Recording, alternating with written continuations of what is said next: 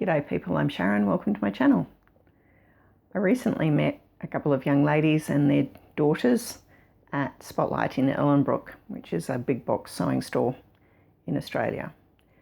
And I asked them what were the things that they would be interested in me teaching them on my YouTube channel. Today I'm starting a series on making pants or trousers or slacks, however you want to define it. Things that go in the bottom half of you, not knickers. Let's begin. The pattern I'm using today is a size 4.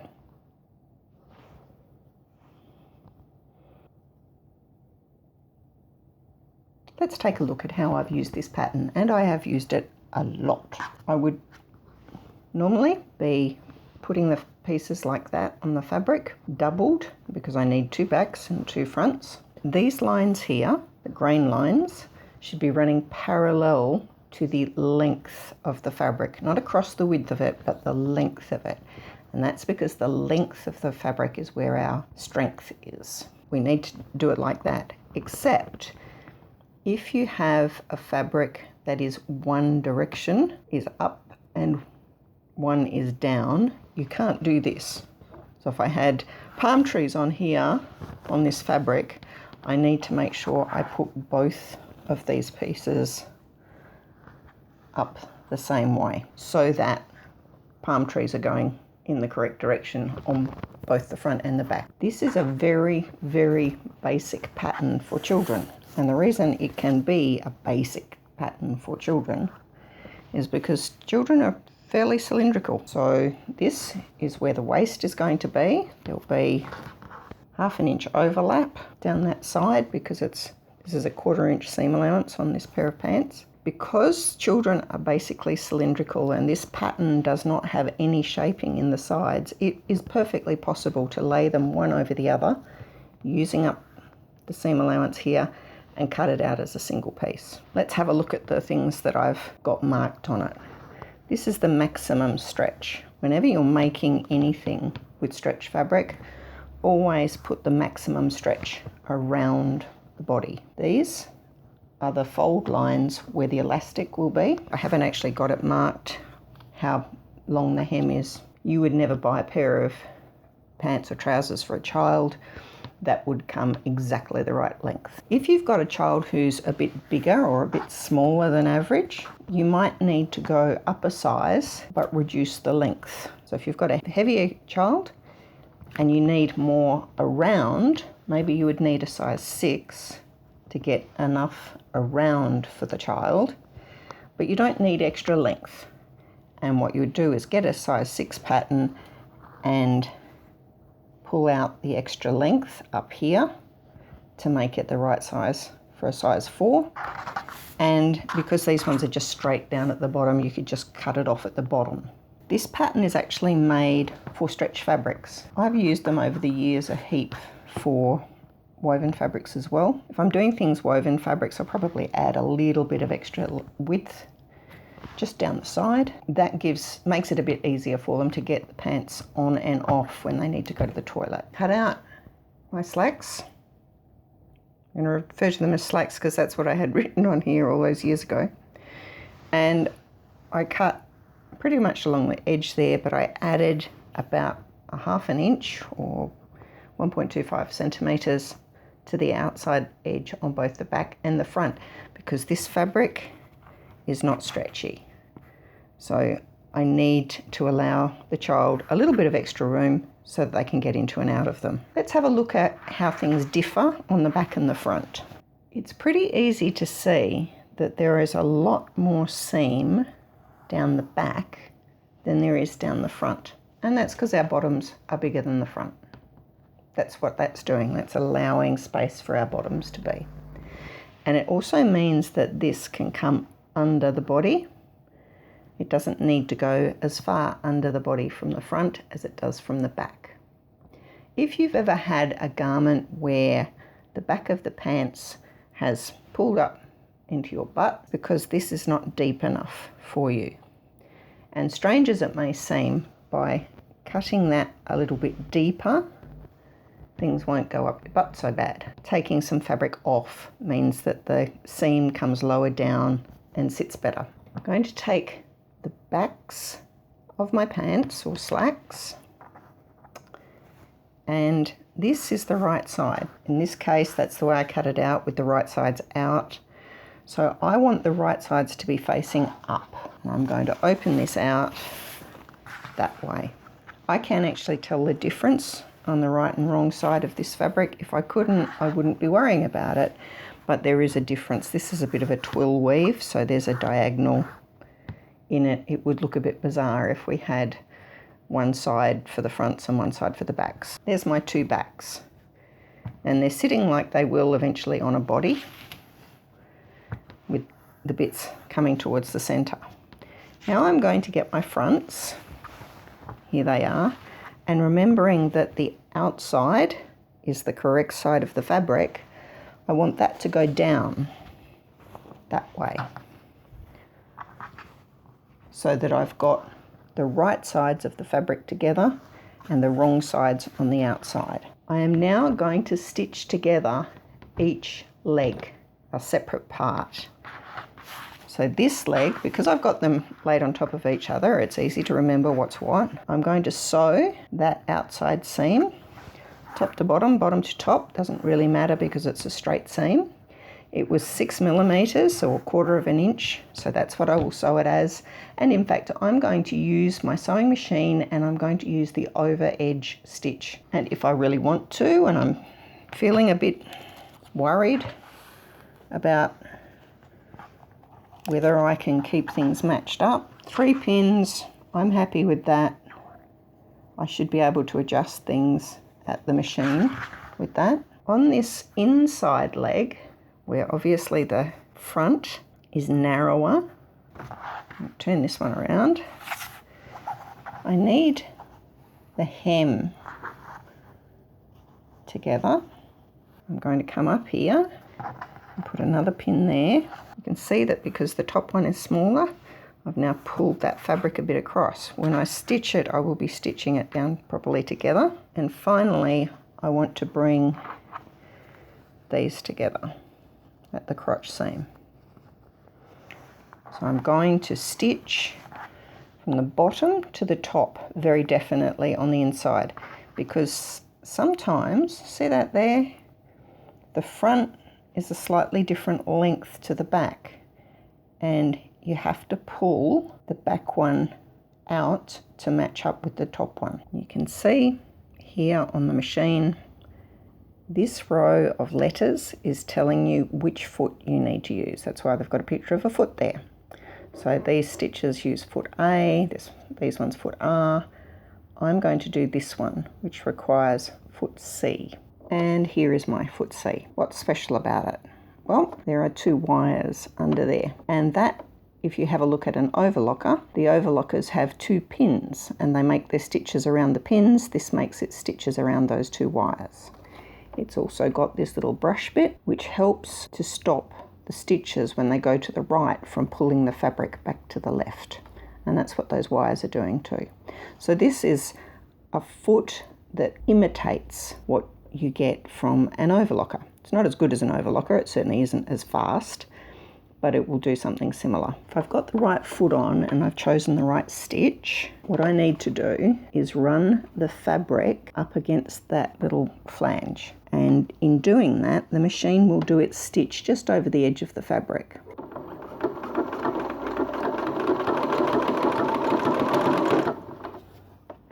It's got a bit stuck there. I'd rather show you the things where it goes wrong than pretend that it always works perfectly. That was because the machine didn't actually have very much fabric to get hold of. I've got some thread here at the back that I can help it with as it gets going. Put the needle in the down position, and that's all I'm doing, following along on this edge with the 2 pieces of fabric and the flange next to the edge.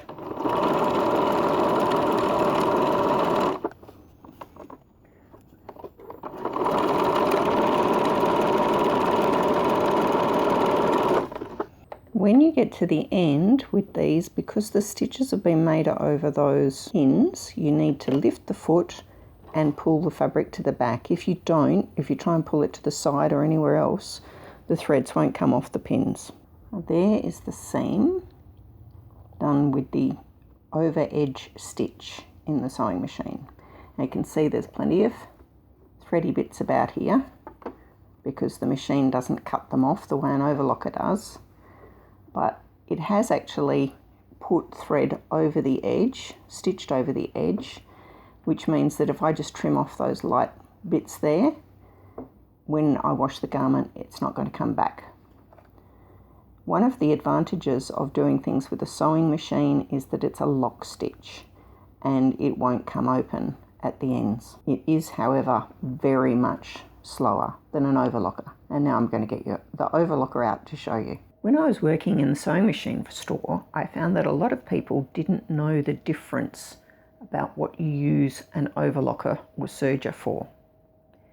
You can do 100% of your sewing with a sewing machine. You can do everything with it, assuming it's not so old that it doesn't do buttonholes.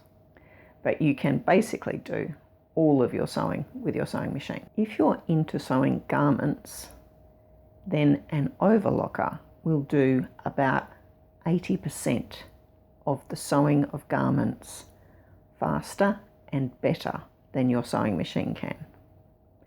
There are certain things it still can't do. It can't do hems. It can't do buttonholes.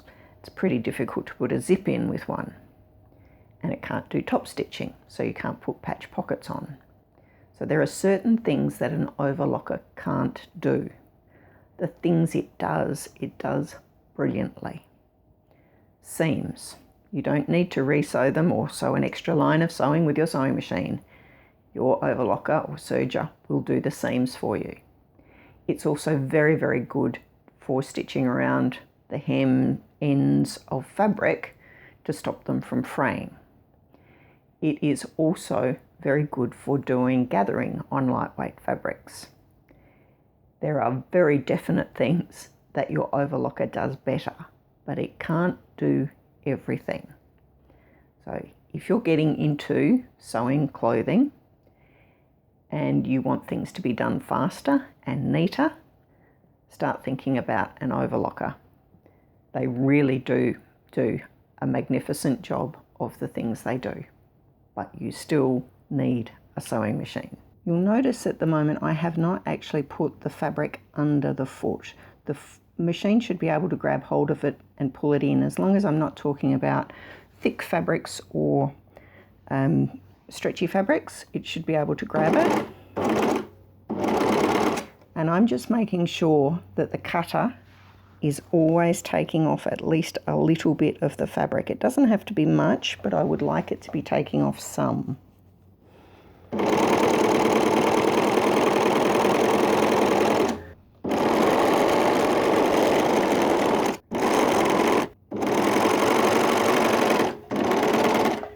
When you're sewing with an overlocker, you need to keep sewing until you have given yourself a couple of inches of chain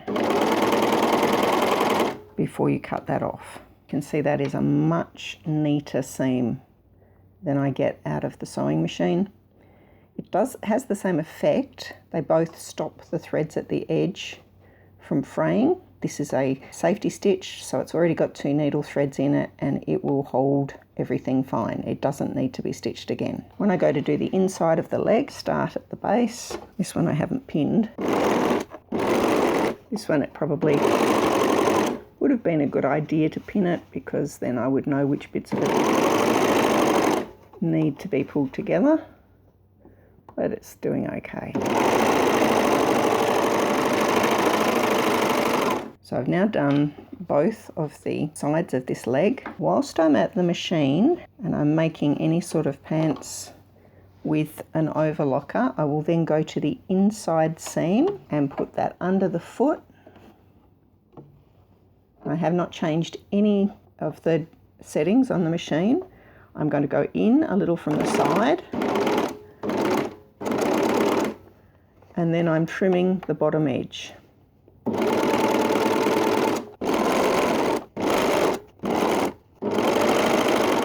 I'm just working my way around the inside of, or it's actually the right side of that leg.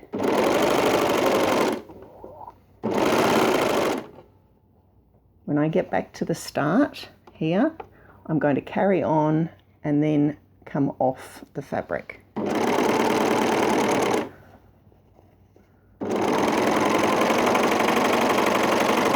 That is what I've got out of it. You can see where I went on and where I've come off.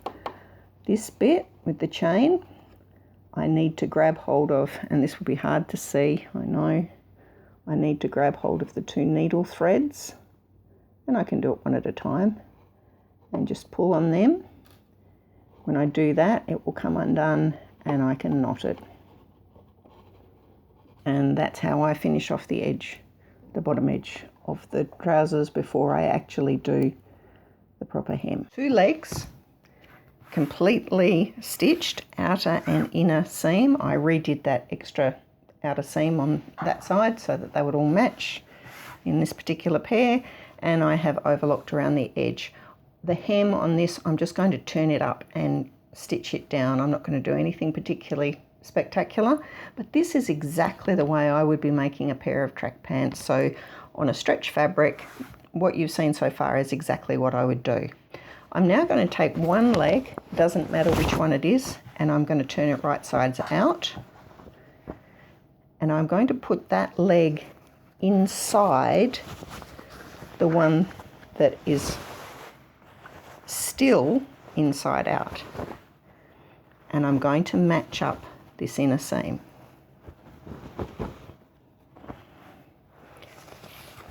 There is where those 2 seams come together, those 2 inner leg seams. So I'm going to put those 2 seams, one facing one way and one the other, and I'm nesting them together so that they sort of interlock. And I'm just going to put a pin there. You can see there's one side, that's actually the front, and I can put a pin up here at the top. I know a lot of people who are just learning to sew like to put millions of pins. You don't really need to. I could put another one in the middle there. I've been doing this a long time, so I won't. And here's my back seam. Same thing. I'm just lining them up, and they were cut together, so they should match exactly.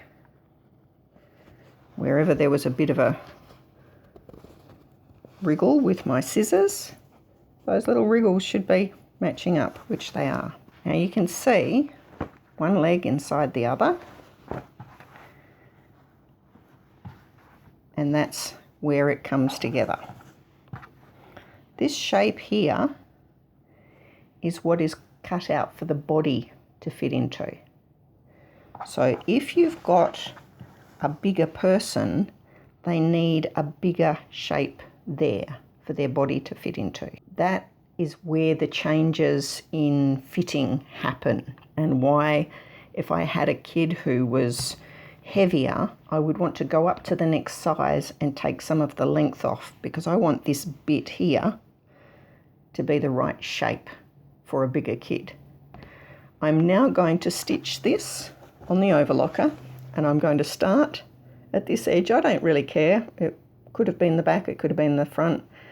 I'm going to start at this edge, and I'm going to stitch all the way around until I come off at the other edge. After I've done that, I can stitch all the way around the waist. Just the same way I did with the hems, just one line of overlocking all the way around the waist. I have just stitched around there and then realised that I didn't have the camera on. But I want you to notice I did not have my pins going acrosswise. They are going in the same direction as my stitching, and that's deliberate. I do not ever want to have a pin come under the cutter on my overlocker. When I'm doing my stitch around the top edge, I'm starting in the centre back, or next to the centre back.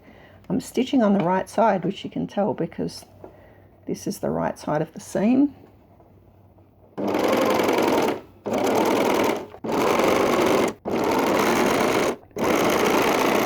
The 2 legs are together, I have over edged the top and the hems, and it's almost finished. At this point, go to the hems, grab the two legs and pull them.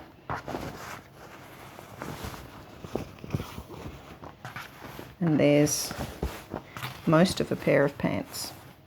You'll notice that I sewed each leg individually and then I sewed them together.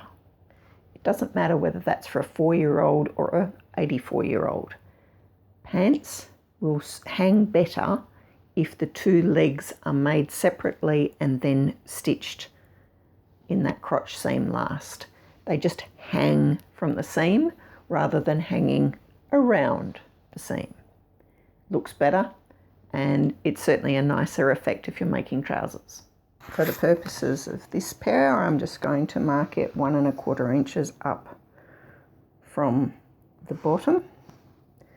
And I don't get too excited about it. These are kids' pants. They're going to be running around, not standing, I hope, modelling them. So 1 1/4 inches there, 1 1/4 inches here. I can pull this up a bit in the middle and then just mark it. If you don't have a free arm on your machine, turn the legs inside out. I generally always start my hems on the inside leg. So it's inside out. There's my chalk line that I just drew. I will take this. If I leave this entire thing folded in one direction, then I'm going to have some big layers on one side. So what I'm going to do is fold it in the other direction up there, so that when I bring them up, it won't be quite so lumpy. And what I'm doing is folding so that the chalk line, I'm not sure if you can see that there, the chalk line is my fold. On this particular machine, that means that where my finger is wiggling, is about where the hem is coming to. And you can see I'm getting close to the edge of that black. So if I go there and keep that fold on the chalk line, I should catch the hem the whole way around.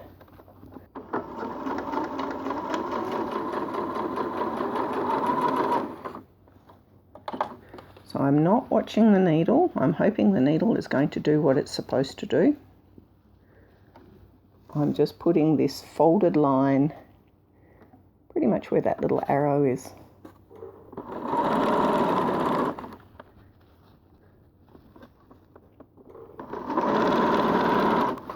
So I just keep folding it on the chalk line, put it down and run that edge along where the arrow is.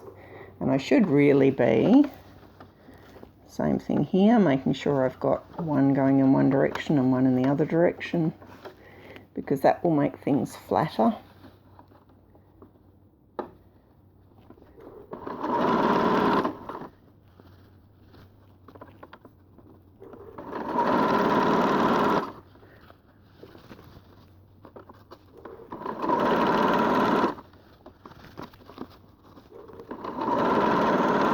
And you'll notice I'm doing this with a flat bed. So I've got the leg inside out and I'm just working my way around the inside of it. However, I do have a free arm on this machine, and to do that, pull it off to the side.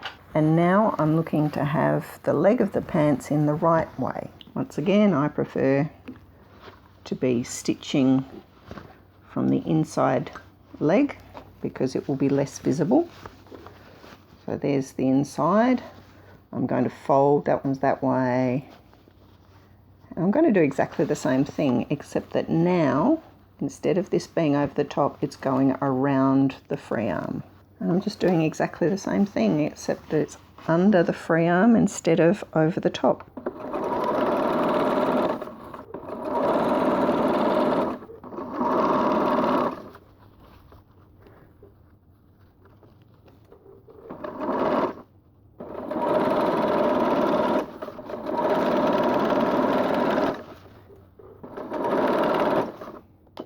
happen to have some red elastic that I can use on this project. It's a fairly soft elastic, and that means I need less of it because it will comfortably fit on somebody's waist. If I use too much of it and the fabric is strong and stretches it, maybe it won't be small enough. If I'm making something for myself, I'll usually put the elastic around my own waist and feel where it's comfortable. I try not to do things like that by numbers because comfort is far more important than something that says it has to be 3 inches shorter. Joining the elastic into a circle, got a couple of pieces here that I've joined together.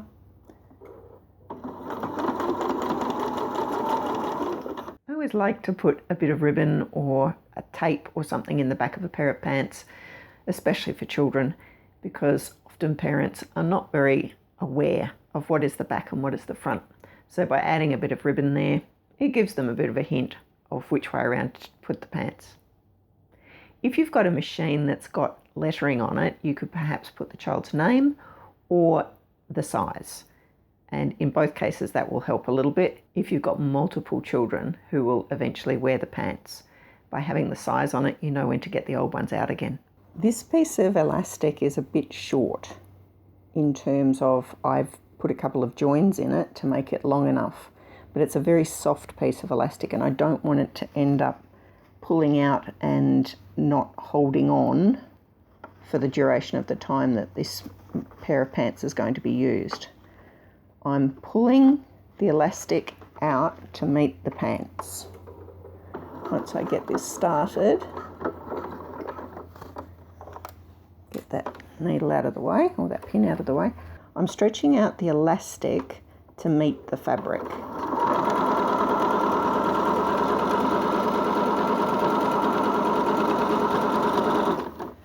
Now when I'm doing this sort of thing, I have to stretch it from behind and from in front. If I only stretched it from in front, that will stop the machine from pulling the fabric through. So I need to be both hands at the same time and keeping them even. And while I'm doing that, I'm letting the machine feed it and I'm moving both hands together.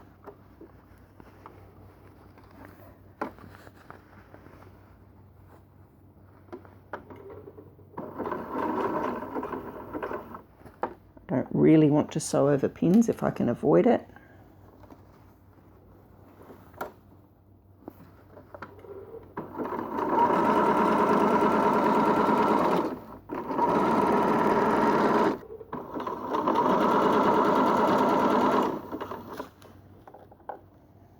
If you're worried about getting things even, you could put 8 pins around and halve each of these sections of fabric. It's something I'm quite competent after these years of doing without going more than quarters. I'm trying to keep the edge of the elastic pretty close to where the edge of my overlocking came to.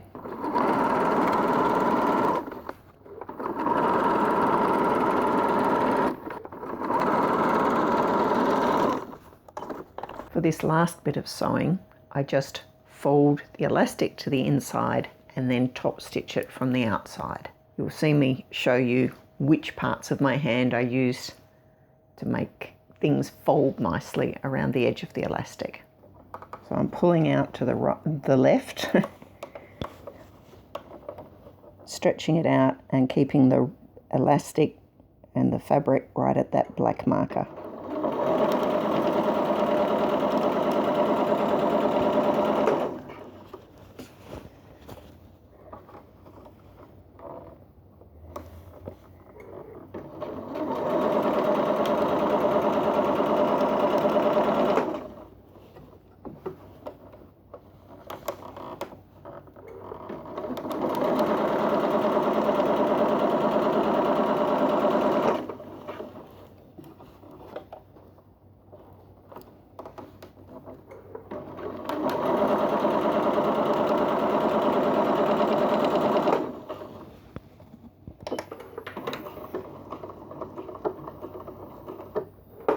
So there it is. size 4 pair of pants. They took me about half an hour to make, including the cutting out.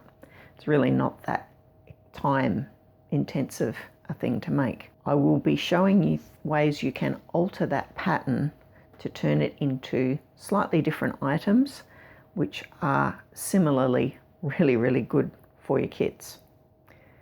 Anyway, that's the beginning of doing pants. I'll see you next time.